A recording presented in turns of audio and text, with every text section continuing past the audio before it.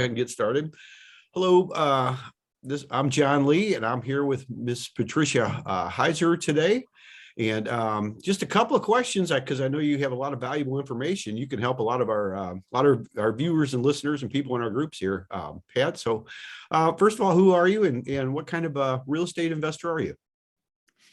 Hi, I'm Pat Heisserer, and we're mainly buy and hold. We've done flips, we've done lease options, we've done no wholesaling ever, but pretty much everything else we've done. 1031 exchanges, that's been great for us. And that's about it. Mainly we do the buy and holds though. That's great. How'd you actually get into real estate investing, Pat, and why? Well, about 38 years ago, we had a block party on our street, and our neighbor used to come in at strange hours and would leave strange hours. And sometimes he wouldn't leave at all, for a week. He'd be, at his house. So when we were at the block party, we asked, what exactly do you do for a living?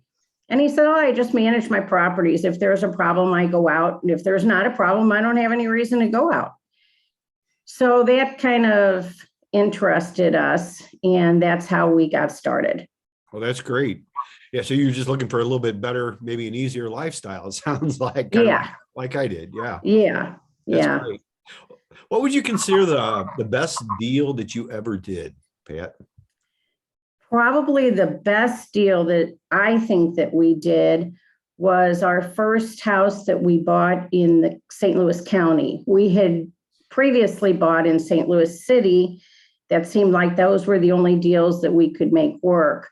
And then we found one in the county that was a foreclosure. It really smelled.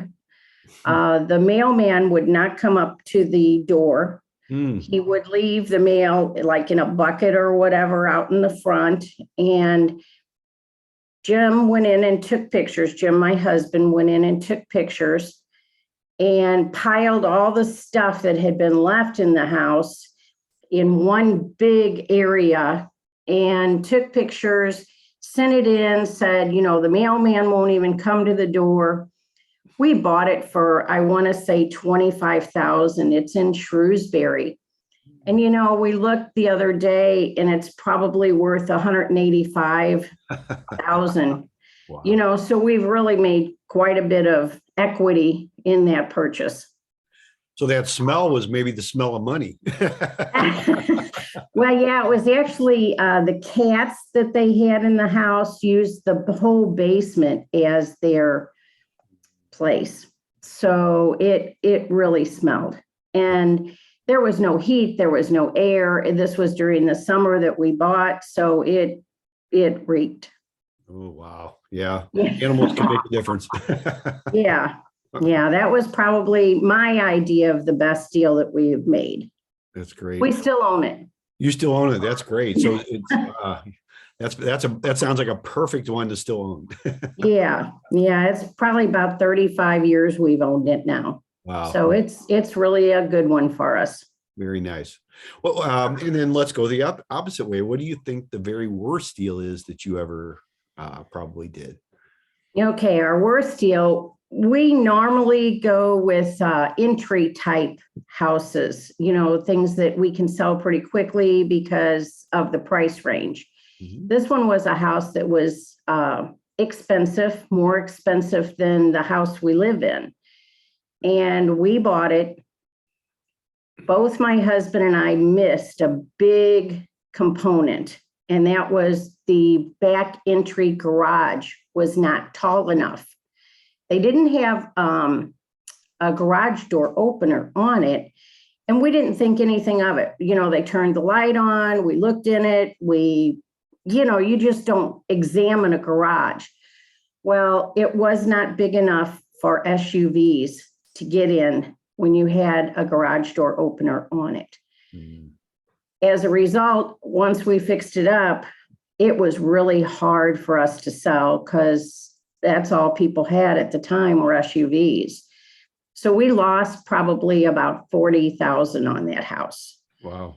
And that was a bad deal. But then, like, I don't know, a month later, we bought a house that's in our neighborhood, and we made immediately 40,000 or more in equity on it. So Wow. it was, we had one that was terrible, and then like the very next one, we made that money back. So it wasn't so terrible. That's not so terrible then. Yeah. Yeah. I've heard a lot worse stories. So actually you just probably paid for your education and then your education paid you back. It sounds like. Yes. And, since then, we've even just totally walked away from houses that had that back entry kind of garage that we couldn't do anything with, and that was not tall enough to fit the kinds of vehicles that you want to fit in there. So, it was a learning experience. Well, as long as you learn the experience, or learn from the experience, I think that's huge right there. Yeah. Yeah, they made things differently back back several years ago. I know that I don't think they even put garages underneath the basement anymore, do they? That I know of anyway. I don't think so. And yeah, that was another thing we learned, that people did not want to walk from the basement area all the way through the basement, up the stairs to get to the kitchen, to bring their groceries and things in. Oh, So sure. that was another thing that we had learned from that experience. So it was kind of a costly lesson, but, we learned it. Yes. Okay. Well, at least you learned it. That's so important. And I love hearing that you didn't quit, because so many people do. They have a loss and then they're just kind of gun shy, or they don't go back into it. But you right away just kept going, and then of course you made the money back. So Yeah, we did. That's We huge. did. Yeah. Yeah. So that was good. Well, Pat, I just a lot of people want to know from very experienced people like yourself, if you were to start over today, what would you do differently, if anything, that you didn't know back then? Once I retired from the medical field, I went and got my realtor's license. If I had to do it again, I don't know for sure that I would, because if you're a true realtor, you're gone a lot. When I worked for the medical field, I only worked 2 days a week, and I was able to arrange a lot of my kids' things around those 2 days, so I don't know for sure that I would do something differently, but if I did, I would have gotten my realtor's license a lot sooner. Okay. Or maybe just been a realtor, part-time. Mm-hmm. That makes a lot of sense. And that's, there's a lot of things like that I wish I would have stepped up to the plate with a little bit sooner too, because that's, yeah. But you're where you are, and you're very successful, and it's, it's just, it's a great lifestyle, I believe, from what you have here. Yeah. And you're able to spend time with your children, your grandchildren, and, Yes. and makes all the difference. Is there anything else you'd like to say? Like to tell anybody? Maybe. I think that's probably about it. Just get out there and learn as much as you can about the neighborhoods that you're wanting to buy in. Kind of our thing was, we wanted to specialize in the South County area because that is where we live. And that's pretty much what we did. We learned what kinds of houses, what they were going for, whether they were 2-bedroom, 3-bedroom, whatever. And then that way, if we saw something on a street, we knew whether or not that was going to be a good deal or not a good deal, depending on the price or whatever.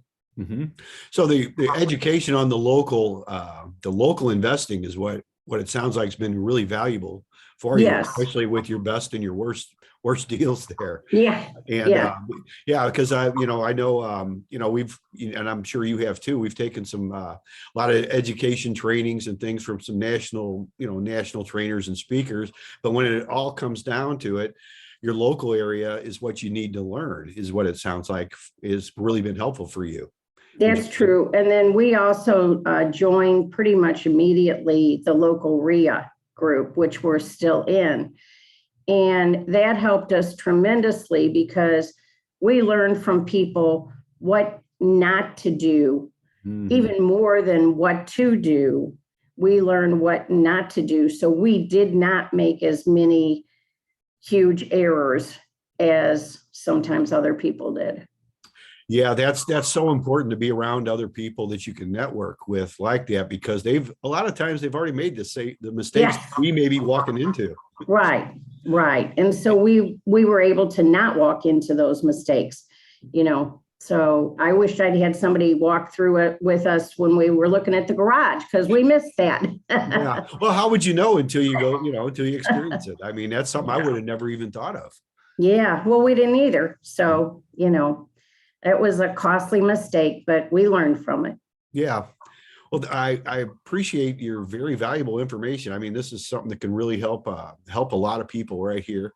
And if Pat, and if somebody wanted to know more, maybe ask you some questions, what would be the best way maybe to get a hold of you?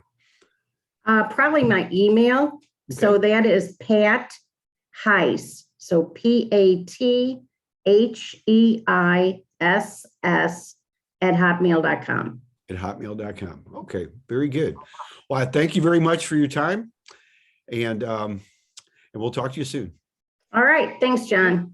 All right. Bye.